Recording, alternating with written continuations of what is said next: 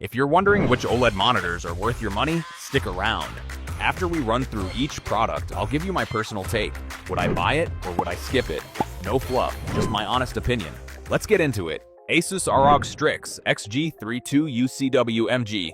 This glossy 32-inch legend finally gives us that mirror-like finish so you can watch your own disappointed reflection while you lose in 4K at 240 Hz. Yet it lacks internal speakers, which is just brilliant for a monitor that costs more than my first car.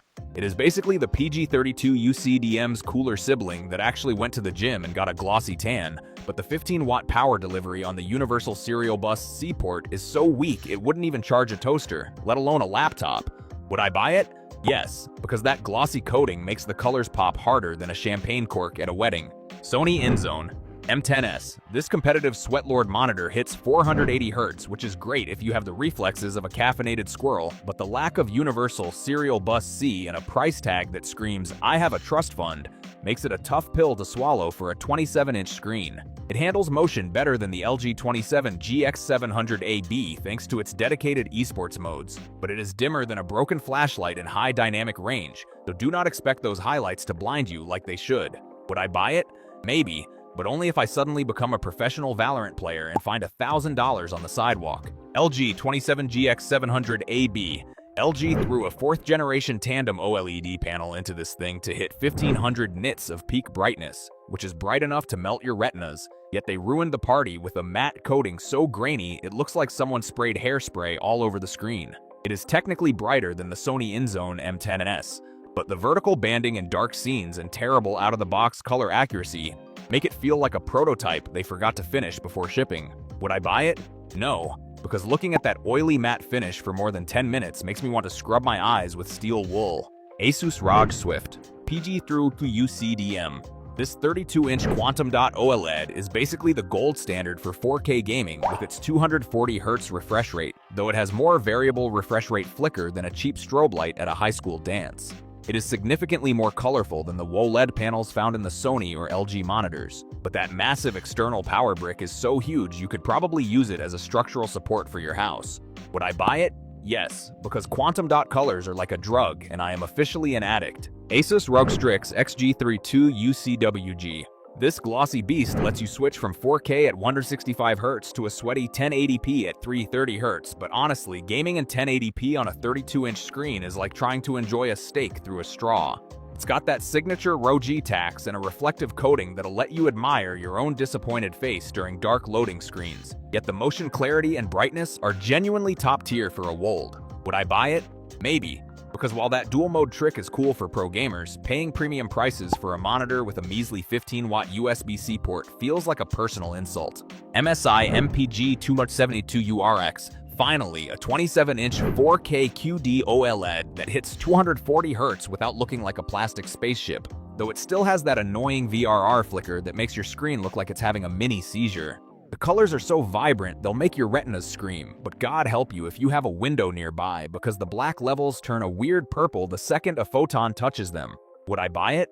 Yes, specifically because the pixel density is so sharp you could probably perform surgery on it, and it doesn't cost your entire life savings. LG UltraGear 45GX950A. This 45-inch monster is so curved it practically hugs you while you play, and the 5K 2K resolution finally fixes the blurry text that made previous versions look like they were smeared with Vaseline. It's massive enough to replace your TV and your social life, but good luck finding desk space for a stand that's probably wider than your actual car. Would I buy it? No, because while that 800R curve is immersive for flight sims, it makes every straight line in Excel look like a goddamn banana. Dell Alienware AW3425DW. Dell basically took their legendary ultra-wide and cranked it to 240 Hz, giving you perfect blacks and motion so smooth it'll make your current LCD look like a flip book. The HDR peaks at 1000 nits to melt your eyeballs, but the fan inside sounds like a tiny jet engine trying to take off every time you do something intensive. Would I buy it?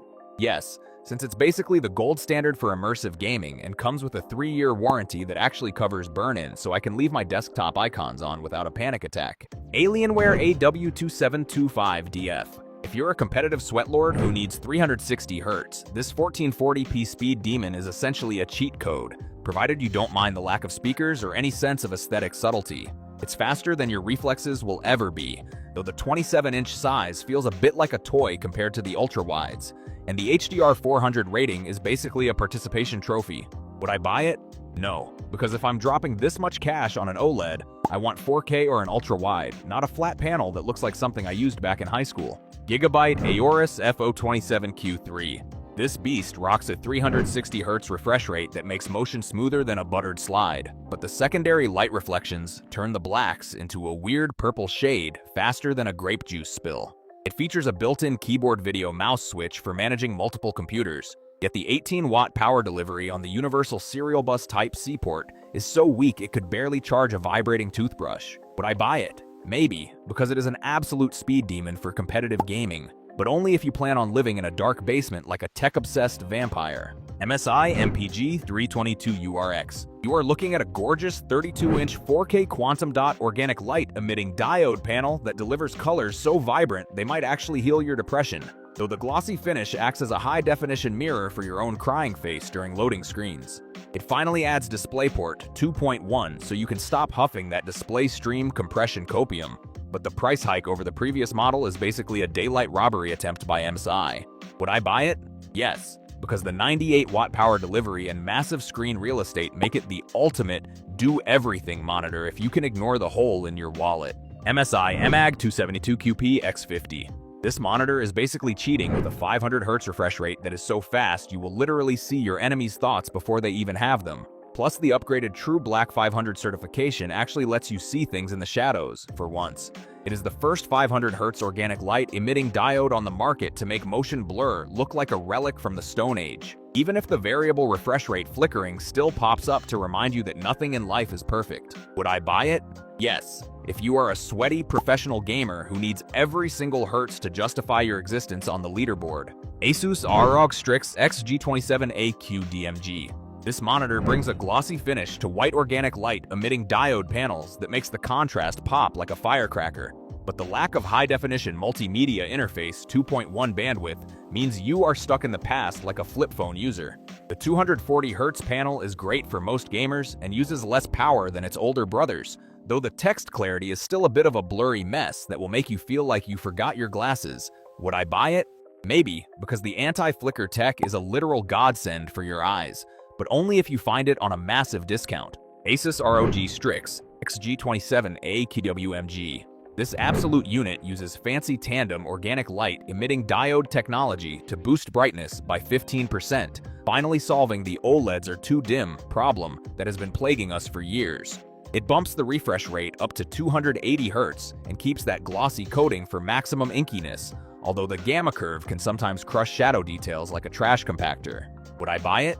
Yes, it is basically the final form of the 27-inch 1440p monitor, giving you that extra brightness punch that the older models were too cowardly to provide. Samsung Odyssey OLED G93SC.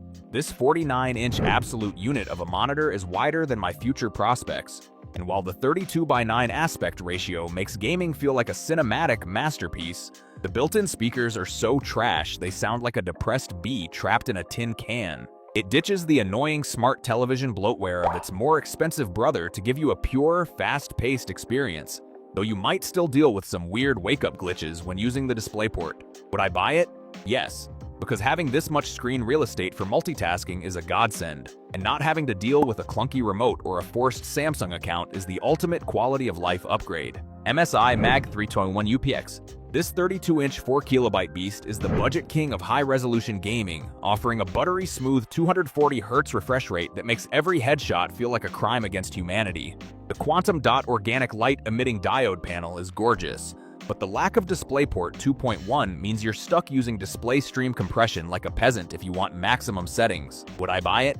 Yes, because it is the cheapest way to get into top-tier 4KB organic light-emitting diode gaming without selling a kidney, and the colors are vibrant enough to make your old liquid crystal display look like a grayscale newspaper. AOC Agon Pro AG276Qs D2.